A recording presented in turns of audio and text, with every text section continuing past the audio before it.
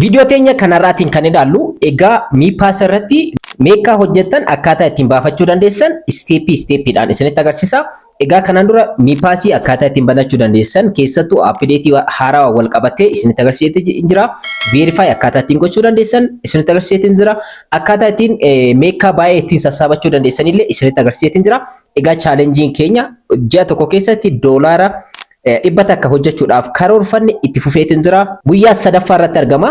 So har'a immoo kan isinitti agarsiisu miipaas irraa kan hojjettan akkamitti baafachuu dandeessan. Kanaan dura viidiyoo isiniif hojjedhe irratti miipaas irraa doolaara 10 takka, doolaara 15 akkanumallee doolaara 44 baafadheetiin jira. Kana jechuun doolaara 72 naannoo san baafadheetiin jira. Qarshiitti yeroo jijjiiramu qarshii 21,000 ol hojjedheetiin jira. Har'a immoo akkuma asirratti argattan gara miipaasitti yeroo seentan hangam akka hojjedhe isinitti agarsiisu. Yeroo viidiyoo kana hojjedhe irraa guyyaa 15 hin geenye. Guyyaa 15 osoo hin gahin meeqa hangam akka hojjedhe isinitti agarsiisu. Gara keessaatti yeroo seentan akkuma asirratti argattan meeqa 12.8 hojjedheetiin jira. Kana gara doolaaraatti jijjiirree meeqa akka ta'ullee ni ilaalla. Egaa doolaara baay'eedha. Doolaara 60 oli guyyaa 15 keessatti miipaasii qofaan kan hojjedheedha.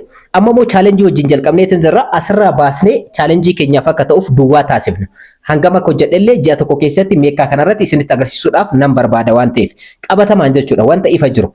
So amma gara Binance kan kootti baafadhee isinitti agarsiisa. Akkaataa ittiin baafachuu dandeessanillee asirraa ilaaltanii baafachuu dandeessanii. Even immoo warroonni adreesii Binance hin qabne, Bybit hin qabne, Telegram wallet hin qabne, adreesiiwwan adda addaa warroonni hin qabne nu biratti gurgurachuu dandeessan. Adreesii keenya isiniif ergina akkamittiin gara keenyatti erguu akka dandeessan amma isinitti agarsiisa jechuudha viidiyoo kanaan. Garuu nu biratti illee ergachuu dandeessan. Nama biraa biratti illee ergachuu dandeessan. Daayirektiidha kun. Namni sun akka gurguree gara doolaaratti isiniif jijjiiruu fi qarshii biyya keenyaatti akka isiniif jijjiiru gochuu dandeessan. Har'a kan ilaallu garuu meeqa kana akkamitti baafachuu dandeenya kan jedhu ni ilaalla. Meeqa asirratti hojjedhe 12.8dha. Doolaara meeqa ta'a? Akkamitti gurguratanii gara doolaaraatti deebistanii Binance irratti, Bybit irratti, Bitget irratti, walletii barbaaddan, exchange barbaadan irratti akkaataa ittiin baafachuu dandeessan steeppiidhaan isinitti agarsiisa.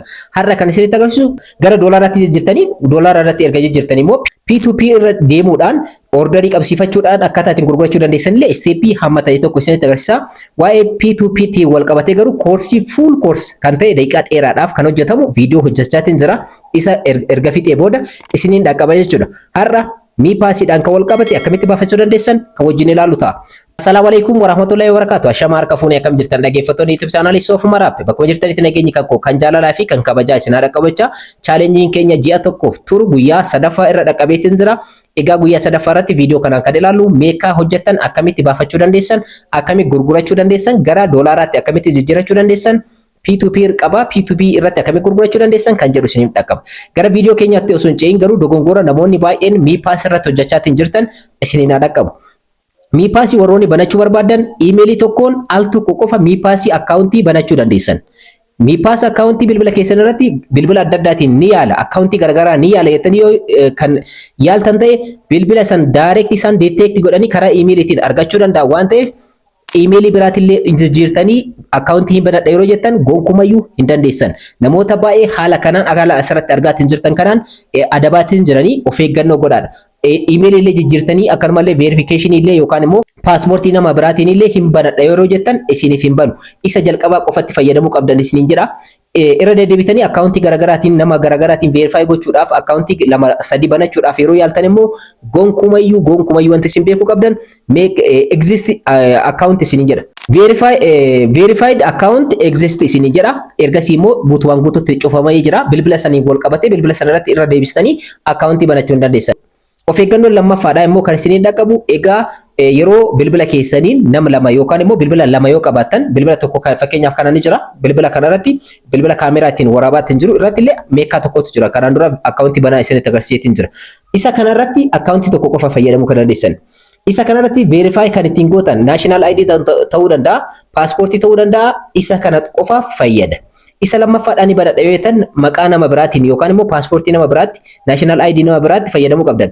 National ID nama biraatti illee yeroo fayyadamtan suuraa keessan fuula yookaan immoo ashaaraa fuulaa yeroo kennitan kan nama sanii ta'uu qaba. Sababni isaas international ID irratti information jiruu fi fuulli keessa wal fakkaachuu qaba. Keessan kennuu qabdanii kan nama saniiti. Ashaaraas kan kennitan paaspoortiis yookaan immoo national IDs kana of eeggannoo akka gootaniif. Amma meekaa 12.8 akkamitti gurgurachuu akka danda'u isinis isteepii nama isinitti agarsiisu kanaan gurgurachuu akkaataa ittiin dandeessan isinitti agarsiisa. Hanga dhumaatti na faana turaadha. Warroonni YouTube channelii kana haaraa taatan subscribe, like, share gochuu hin irraanfatinaa. Daa'e gara barnootichaatti. Egaa duraan dursitanii gara miipaasiitti ni seentanii haala kanaan isin seensisa. Warroonni kanaan dura P2P banatan egaa akkamitti akka banachuu akka dandeessan illee ni ilaalla. Rakkoo tokko hin qabu. Kanaan dura viidiyoo isin hojjedhe keessatti akkamitti meekaa baay'ee waliin sassabachuu akkaataa ittiin dandeessan viidiyoo tana ilaalaadha. Warroonni chaalenjii keenya keessatti argamtan immoo isteeppii kana hordofaadha.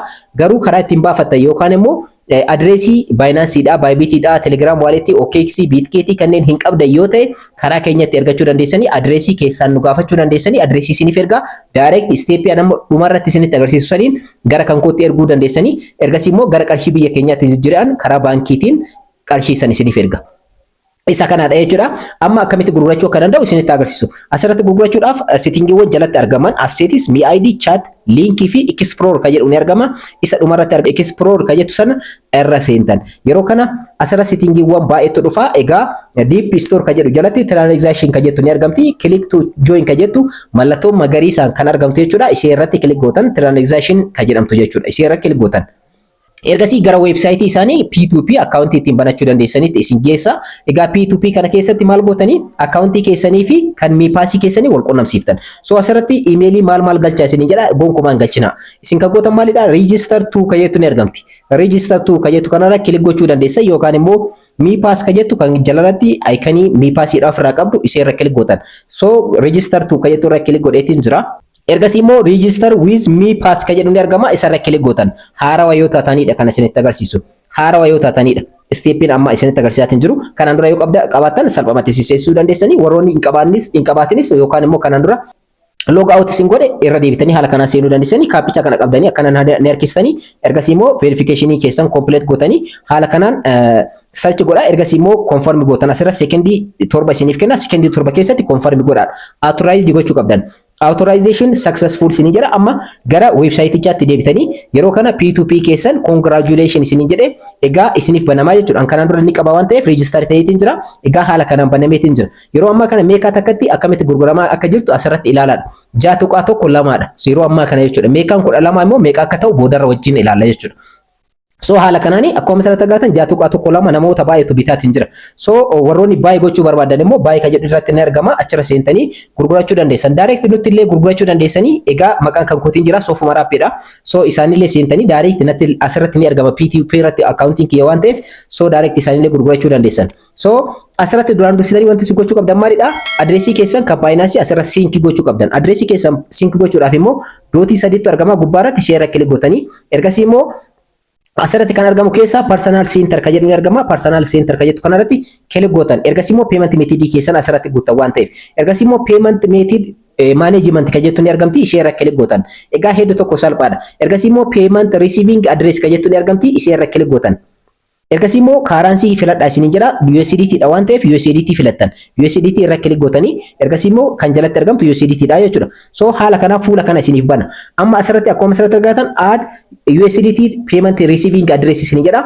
Kan ittiin fudhachuu dandeessan receiving address keessan kan Binance ta'uu danda'a, Bybit ta'uu danda'a asirratti fiddanii guutan jechuudha. So an fakkeenyaaf chain type network type dha. Isa kanarratti ERC20 filadheetiin jira. Isin TRC20 fudhachuu dandeessanii. So isin kanneen keessaa kan barbaadda filadhaa. TRC20 fudhachuu dandeessan, ERC20 fudhachuu dandeessan, TRC20 filadheetiin jira. Ergasii immoo address isin jedha. Addressii asirra fiddan. Addressii kana eessaa argachuu akka dandeessan isinitti agarsiisa. Asirratti exchange name immoo asirratti guutuu dandeessan. Binance yoo ta'e Binance, Bybit yoo ta'e Bybit, OKX yoo ta'e OKX, Bitget, Getayo maaltu jira. So an Binance dha waan ta'eef Binance filadheetiin jira. Inni kun garuu optionaala. Amma gara Binancetti seenna. Binance bira dhiqaa. Maaliif addressii ittiin gurgurachuudhaaf deemu add godhachuu qaba waan ta'eef gara Binancetti ni seenaa. Steepii kana sirriitti hordofaadha akka hin dogongorreef. So Gara Binancetti erga seentanii booda settingiiwwan isin dhufan jala kanarratti home irra osoo jirtan add funds ka gubbaa irratti argamtu add funds ka jettuu irra kilik gootanii yookaan immoo asset keessa seenuu dandeessan. So add funds ka jettuu irratti kilik gootanii ergasii immoo on chain deposit ka jettu isinii dhufti ishee irra kilik gootan. Adreesii keessan kan USDT dha. Neetworkiin isaa immoo TRC20 kan ta'e fudhachuudhaaf deeman. Isin ERC20 ta'uu danda'a, Base ta'uu danda'a. Neetworkii keessan filadhaa. Neetworkii dogonkortan taanaan gonkumayyuu qarshiin kun harka keessan hin gahu. So of eeggannoo godhaa. Ergasii immoo USDT filadheetiin jira. Egaa akkuma asirratti argatan deposit addressiin kan kun USDT dha. Neetworkii amma inni filadha. Neetworkiin maalidha isiniin jedhe? Tiraniidha yookaan immoo tiraniidha jechuudha. So akkuma asirratti argatan TRX yookaan immoo tiran 20 kan jedhu ni argama. TRC 20 ni argama tiranii jechuudha. So isa filadhaaf jechuudha. Addressii TRC 20 dha. Yoo dogongortan immoo asirra kilik gochuudhaan addressii biraas filachuu dandeessan. Fakkeenyaaf Ethereum warroonni barbaaddan ERC 20 isa kana filatan jechuudha. An tiraniidha waan ta'eef tiranii filadheetu jira. Ergasii immoo haala kanaan isa kana koopii godha jechuudha. Addressiin asii isiniif kennamu. Addressii deposit addressiidha koopii gootan. Amma direct isa kana koopii erga gootanii booda right irratti isiniif ta'a koopii gochuu jechuudha. Ergasii immoo garamitti deebitanii garanatti deebitan. So address ka jedhu kana biratti paste gootanii jechuudha. Asirra fidanii paste gootan. So paste gootan isa koopii gootan san paste gootan. Isa koopii gootan asirra paste gootan. Hedduu tokko salphaadha. Haala kanaan paste gootanii ergasii immoo jala kanarratti maaltu argama? Confirm ka jedhu ni argama jechuudha. So asirratti garuu akka dogongorre TRC20 fi ERC20 tu jira. Amma fakkeenyaaf invalid naan jedheetiin jira. Sababni isaas maalidha? Neetworkiin chain typing kan koo TRC20 dha miti. Maalidha? Kan asirratti argamu jechuudha. Maal waan ta'eef TRC20 waan taaneef so TRC20 jijjiiruu hin dagatinaadha. Ergasii immoo confirm gochuudhaan wal qunnamsiiftanii jechuudha. Ergasii immoo duubatti deebitanii an kanaan dura asirraa ni qaba waan ta'eef rakkoo takka hin qabu jechuudha. An kanaan dura ni qaba. Asirraa qaba waan ta'eef jechuudha. Payment addressiin kan koo asirra jira. So akkuma asirratti argatan asirratti argaatiin jirtanii addressiin kan koo asirra jira waan ta'eef irra deebi'ee modify gochuun nan eeggatu amma keessaa ni baana gara duubatti. So amma gurgurachuudhaaf kan barbaandu waan ta'eef gurgurachuudhaaf seel ka jedhu irra gootan jalqaba irratti asirra erga seentanii booda seel ka jedhu. Amma namoota as keessatti argaman keessaa kan irratti yoo gurguratan irra murteessaa ta'e eenyudha kan jedhu beektanii namoonni kunniin keessaa immoo online irratti kan argamullee beekuun murteessaadha. Online kana on godhadhaati namoota online irratti argaman fakkeenyaaf inni kun limitediin meeqaan inni bitu duwwaa tuqaa 85 hanga 314 tti bituu danda'a. Karaa Binancetiin, Bybittiin, Bitget, OKXtiin. Isaan kanneen keessaa kan filatama jettanii nama amansiisaa ta'e ni filatan.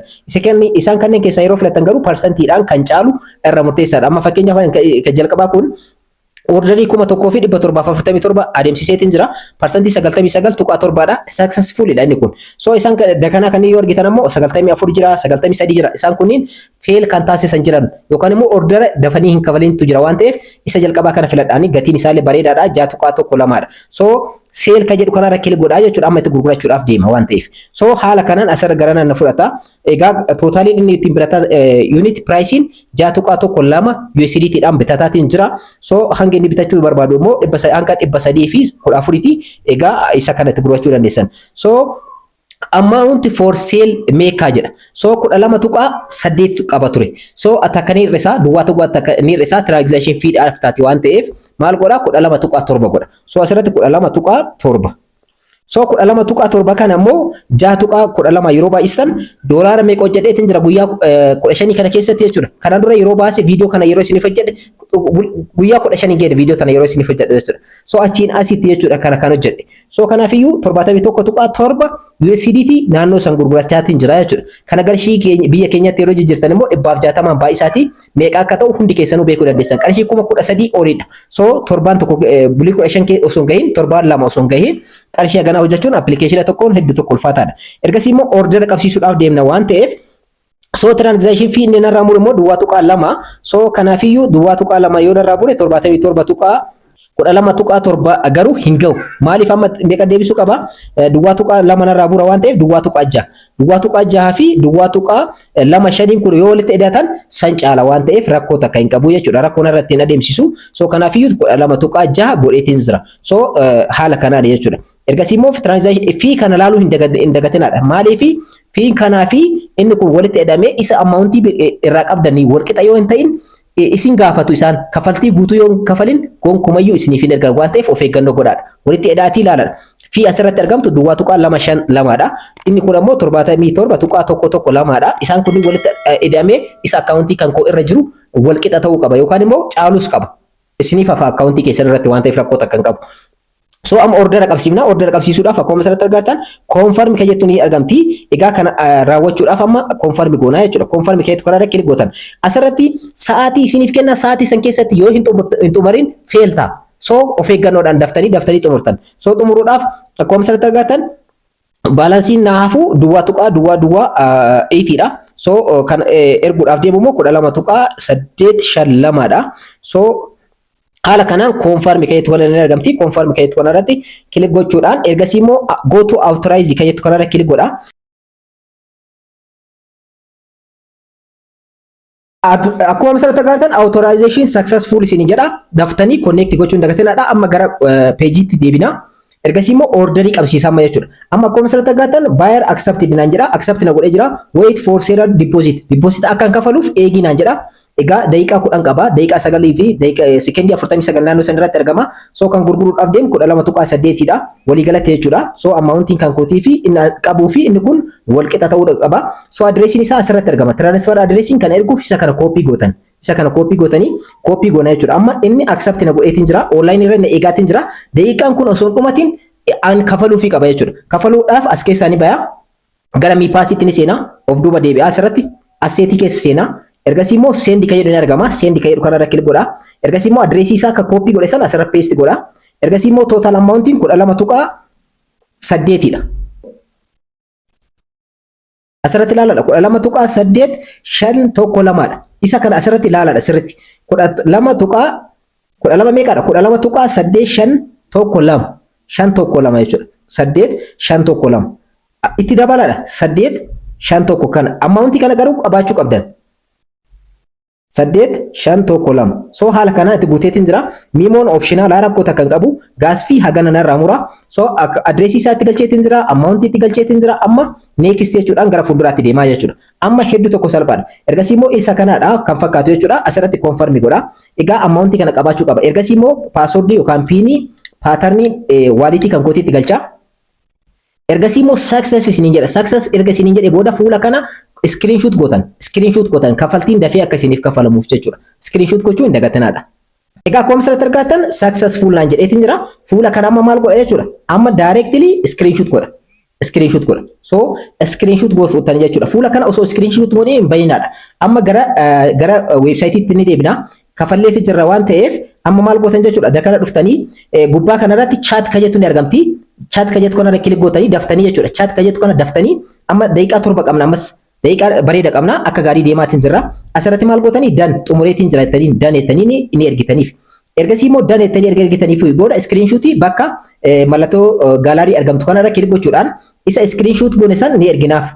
Namtichaaf ammas maal gochaaftii jirra jechuudha. Ergasii immoo submit kan jettu kanarra kilik gochuudhaan namtichi akka kaffaltii san karaa Binance'itiin nuuf raawwatuuf dafee jechuudha. So dan jettanii fi ergasii immoo xumureetiin jira jettanii asirratti eegdanii jechuudha. Amma fakkeenyaaf akkuma asirratti argatan please deposit meeqaadha. Egaa xumureetiin jira waa hundayyuu ergeefii jira. Amma order qabsiifneetiin jira waa hundayyuu ergineefii jira. Amma isa eegnaa jechuudha as keessan baanu. Ergasii immoo karaa Binance'itiin meeseejiin isin dhaqqabu ni jira. Meeseejii sana eegdan karaa adreesii keessan kan itti ergitaniitiin jechuudha. Karaa Binance'itiin isinii dhufa. Egaa akkuma asirratti argatan buyer has paid jedha. Egaa inni naaf kafalee jira jechuudha. Akkuma asirratti argatan check and send meeqaadha. Egaa send godhaaf jechuudha. Hanga ammaatti isaafis gadi lakkifamne. Isaafis gadi lakkifne systemni. Kanaafiyyuu nattu ergaafii jechuudha. Amma meeseejiin tokko dhufeetiin jira. Meeseejii sanni ilaalla ka Binance'dha. So harkifni akkana gadaa laalu. Online irratti Binance'dha. Akkuma asirratti argatan Binance irraa kan ergamedha. Isa keessa seenna. Ergasii immoo meeseejii kanarratti doolaarri meeqadha isiniin jedheetiin jira kan duratti 77 naaf ergamuu qaba. Dirqama jechuudha. Ammoo akkuma asirratti argatan Binance irra yeroo seennu 77 tuqaa tokko naaf ergameetiin jira. USDT deposit successful naan jedha. Egaa doolaarri 77 tuqaa tokko naaf ergameetiin jira jechuudha. So haala kanaan jechuudha. Amma immoo garamitti deemtan ammas check gochuudhaaf email irra seenna. Emailii Binance keessan ittiin banatan yookaan immoo exchange keessan ittiin banatan irra deemtan. Amma gara Binance itti adeemume. Gara emailii jechuudha. Emailii keessa seena. Emailii keessa seentanii check godha. Emailii gara emailii Binance kan kenna ittiin bananne jechuudha. So akkuma asirratti agartan sa'aatii ilaalaadha. Sa'aatii 5:32dha. Asirratti illee meeseejiin kun kan ergame 5:32dha. Sa'aatii wal fakkaataatti ergee jechuudha. Akkuma ergeef xumuree jechuudha inni. Akkuma asirratti agartan Binance USDT deposit confirmed na jedha. Sa'aatii wajjin kaayetiin jira. USDT deposit successful na jedha. Egaa your deposit of 77.112 USDT is now available in your Binance account. Binance account kan kee irratti dabalameetiin jira jedha. Gara Binance kan kootti seennee haa ilaallu duratti meeqa ture jechuudha. Duwwaa tuqaa 85 qaba ture. Amma 77 tuqaa 8 yookaan 9 ta'uu qaba jechuudha. Mee Binance irraa seen walii galatti maal hangam akka qabu cheek godhaadha akkanatti. Cheek osoo hin godhin isaafis gadi hin lakkisinaadha. Isin nyaachuu danda'a waan ta'eef. So gara Binance itti seeneetiin jira. Duwwaa tuqaa 85 qaba ture. Amma refresh godhu. Refresh. Maaliifi kan kanaan dura qabuudha inni kun duwwaa tuqaa akkuma misirratti agartan 77 tuqaa 9 meeqa fudhadheetiin jira. Amma naaf galee jira waan ta'eef ammaan booda baay'afachuudhaaf anas na adabuu danda'an. Maaliif? Isaaf yoo gadi lakkisiin meeqaa kan. Meeqaan kun sisteemarra jira. Boodarra yoo isin turtan ta'e namtichi iyyannoo ni dhiyeeffata. Kan ittiin kafale screenshot qaba. Kanaaf iyyannoo isinitti yoo isin dhiyeeffate ammaan boodarra deebitanii namni sun gurgurachuu hin dandeessan P2P irratti sisteemni isin adaba waan ta'eef isaafis gad lakkiftan harka keessan ga'u erga cheek gootanii. Yoo isin harka hin ga'in immoo kan ittiin kafaltan screenshot qabda waan ta'eef sisteemaaf ergitanii naaf hin ergamne jettanii aappilii jettanii iyyannoo dhiyeeffachuu dandeessan. Hedduu tokko salphaadha sisteemichi. Wanti eenyuyyuu nyaatamuu hin danda'u. So amma isaaf gad lakkisuu qabnaa dirqama jechuudha. Inni nu eegaatiin jira. Hanga ammaatti kafaltiin meeqa 12.6 sun harka isaan geenne isaaf gadi lakkifamne sisteemni. Amma nutti gad lakkisaaf maaliif nuuf kafaleetiin jira. Jalqaba nu sisteema irratti gad lakkisne sisteema irratti nu eegaatiin jira. Amma immoo inni nuuf kafaleetiin harka keenya gaheetiin jira. Binance kan koorra galee jira. Amma isaaf gad lakkisa. Amma gara bakka kafaltiitti ni deebina. Bakka kafaltiitti jechuudha. Ergasii immoo namtichi asirratti nu eegaatiin jira. Akkuma asirratti argatan I am waiting naan jedhe. Si eegaa jira naan jedhe. So na eegaa jira jechuun maalidha? Namtichi kun na eegee yoo kan dhabu ta'e salphumatti iyyannoo dhiyeeffata waan ta'eef amma namticha kana maal gochuu qabna? Gad lakkisuu qabna jechuudha meeqa isaa. So gad lakkisuu qabna kanas gochuudhaaf duubatti deebitanii egaa I am waiting naan jechaatiin jira naaf barreessaas jira. So asirratti of duubatti deebitanii al tokko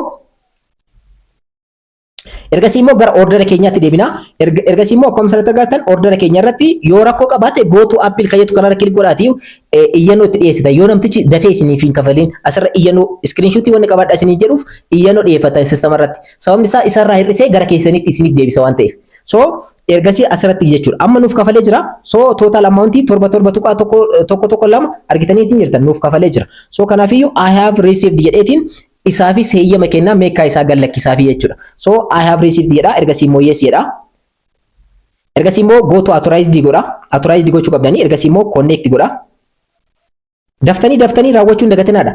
Egaa authorization successful naan jedha ergasii immoo asirratti deebi'a. Amma immoo maal naan jedha jechuudha. Kafaleefi jira waan ta'eef you have confirmed naan jedha. Confirmed receipt of payment. Paymentii kan kee fudhatteetiin jirta. Amma laalaadha asirratti steepii nu keessa dabarre. Egaa buyer accept na godhe namtichi ergasii immoo seller deposit and deposit godhee kafalee fi ergasii immoo buyer paid inni naaf kafalee Binance kan koorratti ergasii immoo seller received fudhadheetiin jira ergasii immoo on chain confirmation completed ergasii immoo order completed order kana xumureetiin jira jechuudha haala kanaan hojjettan so kana fakkaata amma immoo gara Binance itti deemnee maal akka fakkaatu amma adreesii kan koorraa reseetiin jira anarra amma fakkeenyaaf garanti haa deebinu amma moodas doolara meeqa akka hojjenne yookaan meeqa hojjenne check gochuudhaaf asirratti waan qabnurraa challenge kana keessatti hin argamu waan ta'eef amma meeqa qabna jechuudha akkuma asirratti argattan duubatti deebina duwwaa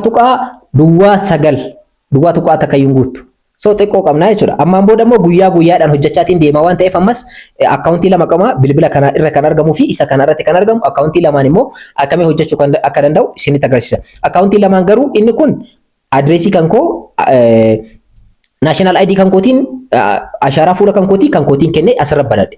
Isa kanaan garuu kan hiriyaa kootiiti. Fuulaallee ashaaraallee akkanumallee National ID illee kan nama biraatiin bane waan ta'eef. So lama haala kanaan banachuu dandeessan. Akka bilbila tokko irratti garuu lama banachuu hin dandeessan. Gonkumaa akka hin dogongorre isiniin jechuu barbaada. Amma immoo dhaggeeffata kan koo P2P irratti gurgurachuu akkamitti dandeessan. Amma fakkeenyaaf gara Binance kan kootti doolaarri 77.9 galeetiin jira akkuma asirratti argattan. So doolaara bareedaadha. Kana baay'isee isinitti agarsiisu. Amma fakkeenyaaf haa baay'ifnu doolaara kana. So doolaara kana haa baay'ifnu 71.1 so Binance irratti qarshii meeqaan gurguramaa akka jiru isinitti agarsiisu Binance irratti yeroo ammaa kana add funds jenna direct leave irratti isinitti agarsiisuu barbaadeeti ergasii immoo P2P trading jenna P2P irratti meeqaatti asirratti immoo sale filanna sale Fakkeenyaaf 174 namni bitaa jiru jira doolaara takka asumarratti illee 174 asirratti kan isin agarsiisuu barbaada seelii itti gurgurachuu barbaadan fakkeenyaaf namni kun adreesii CBT'n kafala. Kan maaliin nigdi baankiitiin inni lammaffaadha teeleedhaan kafala inni kun teelee fi CBE qaba lamaan keessaa tokko adda gochuu dandeessan yeroo biraa akkamitti P2P irratti gurgurachuu dandeessan namatti gurgurachuu dandeessan kan jedhu isiniin dhaqqaba innis kutaa ofii danda'eetiin jira har'a garuu gara Binance keessatti yookaan immoo Bitgetis yoo ta'e akkanumallee OKX yoo ta'e Bybitis yoo ta'e steppiin jiru isuma amma asirratti argatan Binance irratti argatan kan so doolaara kana immoo 174 haa baay'ifu 100 fi baay'isuu 174 qarshii 13,000 fi 415 hojjedheetiin jira jechuudha. Guyyaa 15 keessatti. Ji'a keessatti hangana yoo daballe baay'isuu lama hangana hojjechuu kan danda'u ta'e ammas ji'a tokko challenge jalqabneetiin jira waan ta'eef hangama akka hojjedhu hojii ilaala. Hanga ji'a xumurarra baafna. Ji'a kana challenge kana. Ammas kana yoo hojjedhe qarshii 26,800 ol hojjedhaa jechuudha. Amma immoo meekaa 12.6 har'a kan baafne so challenge kanaaf nu fayyada waan ta'eef qabadhaa barreeffadhaati. Hangas yoo kan hojjedhu ta'e ammas dabiliidha naaf ta'a ji'a tokko keessatti hanga hojjechuu kan danda'u ni ilaaltanii jechuudha. So haala kanaan jechuudha yeroo itti aanu immoo P2P irratti akkamitti baafachuu dandeessan kan jedhu kan ilaalu ta'a kanarraa asirratti xumureetiin jira viidiyoon isin dhiyeesseetiin jirti garuu akka irraa fayyadamtan abdiin qaba yeroo biraa viidiyoo biraatti wal argina hangasitti nagaan tura warroonni YouTube chaanaalii kanaaf haaraa ta'an subscribe like share gochuun irraanfatinadha. Egaa challenge keenya itti fufeetiin jira galgala irratti immoo live irratti wal argina hin dagatinadha. Challenge keenya ji'a tokko keessatti doolaara 100 hojjechuudhaaf karoorfanne ammas itti fufteetiin jirti. Video bal'aa isin gallachiisuu irratti argama. Dafaatii irra hojjedhaa. Gaafii qabdan kamiyyuu isin keessummeessuudhaaf qophiidha. Jabaadhaa hojjedhaa isin jechuu barbaada. Kanarraa asirratti xumuree jira. Yeroo biraa video biraatti wal argina. Hangasitti nagaan jiraadhaa.